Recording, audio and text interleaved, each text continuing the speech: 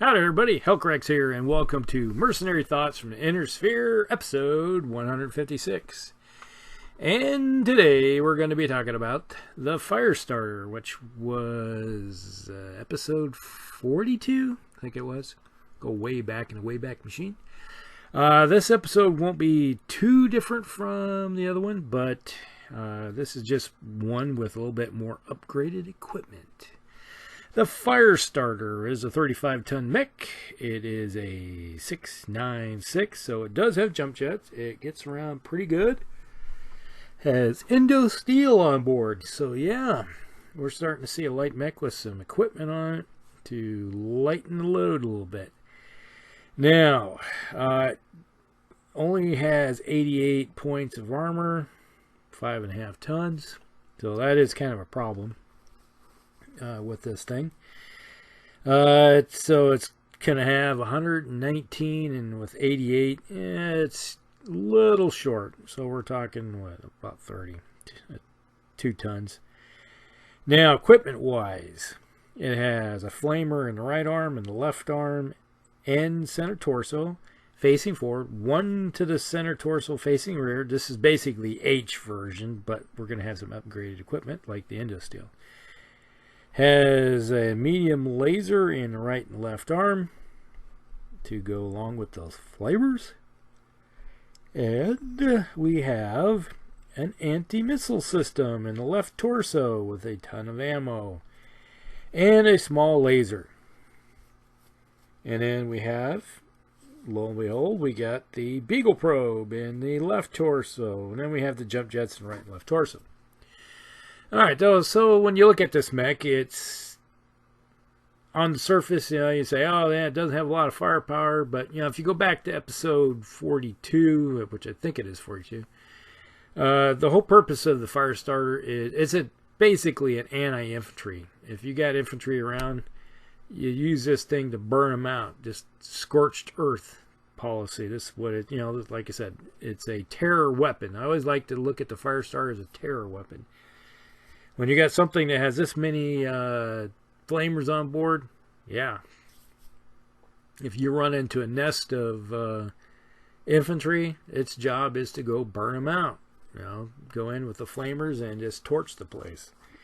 And its job hasn't changed any. It still has the same movement. It's almost identical. Now, it does have the Beagle probe and the anti-missile system.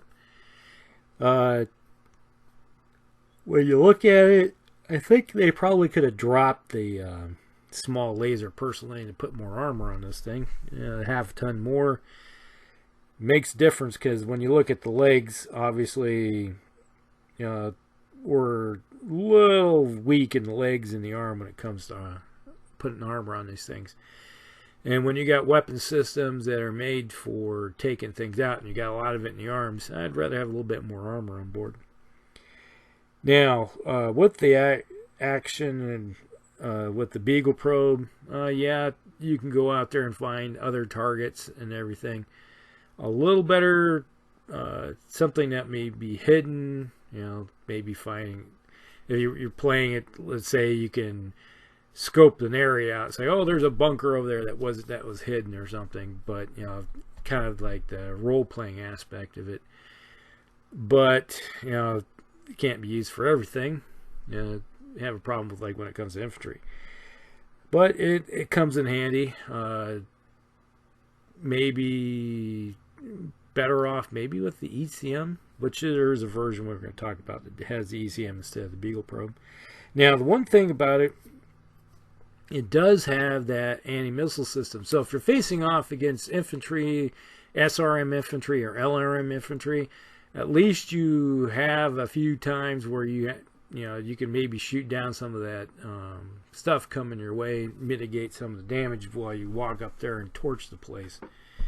It's one of those things where they can just get in there really quick and just have a firestorm of burning death. Have all the infantry doing the Bernie dance.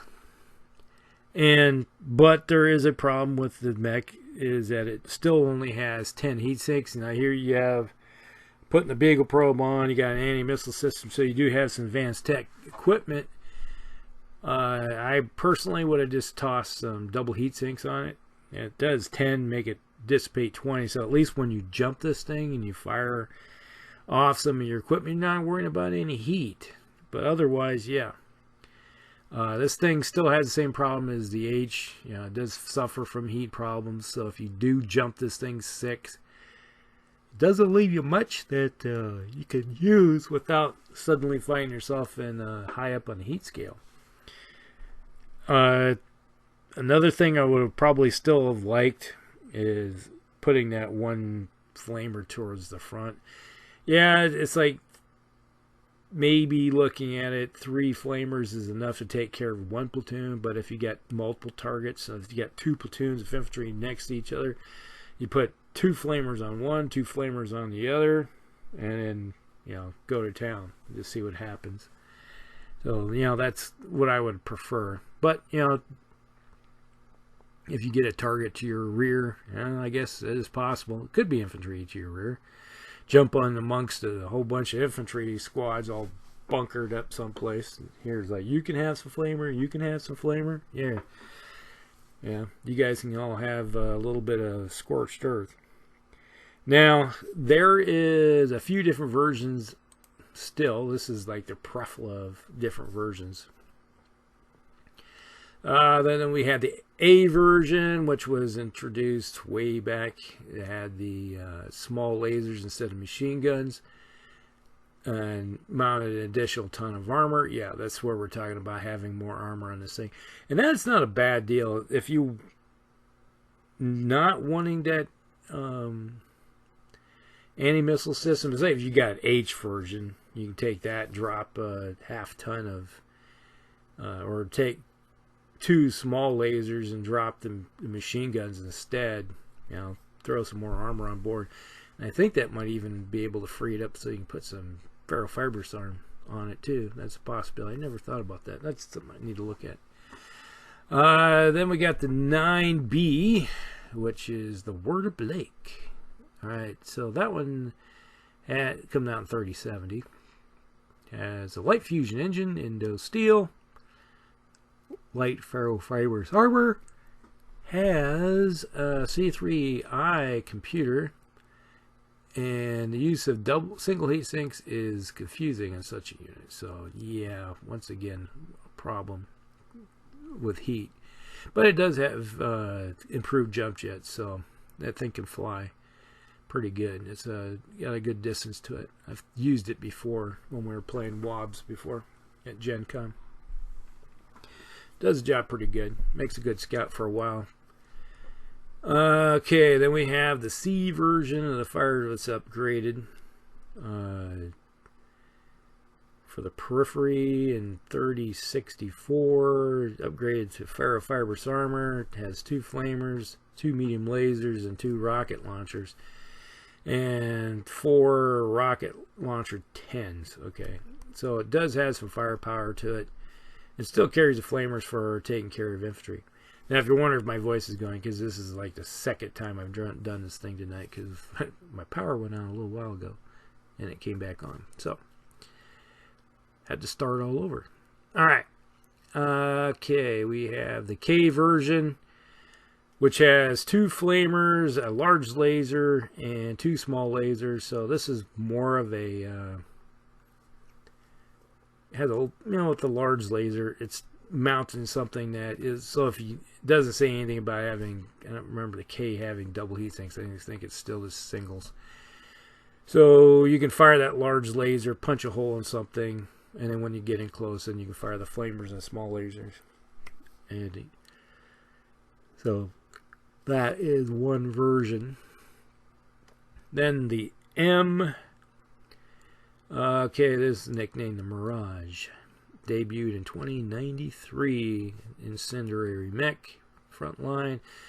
Removes the flamers and adding in their place 2 small lasers and 3 tons of armor. So this thing has been upgraded for armor wise. Used by the Sky Rangers. Alright. I don't think I've ever used that version before, to be honest. It's not ringing a bell. And then we got the M2, which is the 3100 era. Wow, that's getting way up there. That's an era that we hardly ever play. Okay, we have Indosteel, 7 tons of standard armor, 11 double heat sinks. The first time we're talking about having double heat sinks on something. And it has an ER medium laser in the head and 3 flamers in each arm. So yeah, that's one that really fries something. So if you get up on the mech and you want to use it for heat and heat somebody up, you're going to put some heat on them, or you can burn out a bunch of infantry. Then we got the M3 version, 3104. So yeah, that's been optimized for spotting, for artillery. Removes 3 of the flamers and replaces them with ER small lasers and adds tag. So there you go. So it can be used and has mask. And it has 10 double heat sinks. And good armor on board. So there you go. M4 basically strips out a double heat sink, an ER medium laser, and 3 flamers in each arm. Alright, in the left arm. And then it also has an XL engine. And a rotary AC2. Wow, okay. And with a ton of ammo to go. But, you know, an AC2 has plenty of shots with an AC, you know. Okay, then we get into the P version. Came out in 3064. Uses 10 double heat sinks. Removes the defensive and scouting equipment. Kind of makes sense in some ways. It adds a half-ton of armor, additional small laser, and a pair of SRM2s. Like commonly launched with Infernos. Okay, so you're getting into with double heat sinks, and then with the Infernos, yeah, it's what I'd like to put into SRM2s is put Infernos in them. Makes it for, and then if you have flamers and Infernos, well, you can really torch somebody pretty good. Or burn down infantry, or however, multiple targets that way, or start lots of fires. And we got the S version we talked now. S1 version. This is one I've used before. It replaces the Beagle probe with the Guardian ECM. So that is kind of a nice one. Protecting, you know, it's for a scouting role in one way. And then we got the S2 version. It uses ER medium lasers instead of, and then carries double heat sinks and a light ferro, and has ferrofibrous armor. S3 came out in 3075, so we're getting 25 years down the road. It has pulse lasers instead of medium lasers, carries double heat sinks, and has ferrofibrous armor. So it crunches out a little bit more.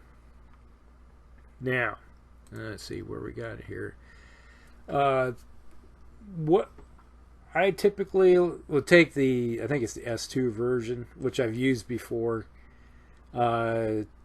Have the flamers, 4 flamers on board, face them forward. You know, flip that one around from the back towards the front, and then you got your 2 medium lasers. Standard. I dropped the anti-missile system and put a medium laser on board, or else you could flip. Now, if you could either add a medium laser or put C3I into the head, or tag. You know, you got some options there. And then you add in you have enough space opened up with double heat sinks and ferrofibrous armor, so you run around with 116 points of armor. Still 696, standard fusion engine, ferrofibrous and Indosteel. So there is basically the one I always like to use. So now you have, if you're running it in a C3 unit, the medium laser becomes a C3. If you want to run it for artillery, throw a tag on board. And if you want it to be able to shoot, run more of a scout and do damage, anti-scouting roll, put a medium laser. So now you got 4 medium lasers, or 3 medium lasers and 4 flamers on board. So that's pretty much it. There's a couple other options you could go with, but I like the idea of dropping it off, keeping the role of it for anti-infantry role, but then able to use it more versatile, depending on how you want to run it, as either spotting for artillery, spotting for other units in a mech as a scout, or anti-scout role in a way with the medium laser. So there, you got some leadway to run around with it. But that's pretty much it. It's not really an overly complicated mech, and it doesn't need a lot to be added to it to make it useful other than armor. And a lot of times I was gearing around trying to put more armor in this thing too. And if you're going to do an anti-scout roll or spotting roll or something of that nature, you need the armor. And the best way to do it is just drop off the anti-missile system. Kind of hurts you when it comes to burning out infantry, because if you're running against SRM or LRM infantry, you're going to take some damage. But they're going to pay the cost also in the long run when it comes to facing off against all those other weapons. And you got more armor to protect you in the first place. So there you go. That is it. That's the Firestarter in a nutshell. Your mileage may vary. You may have some other ways to play it, other versions you like. But if you're playing games when you're facing off against combined arms and you're going to see infantry and vehicles, bring this thing. It will do wonders for you. And try to put some double heat sinks on this thing if you can. That's where it shines. Then you can use these weapons better. Alright, that's it. Like and subscribe and share with all your friends. Alright, Elk Rex out.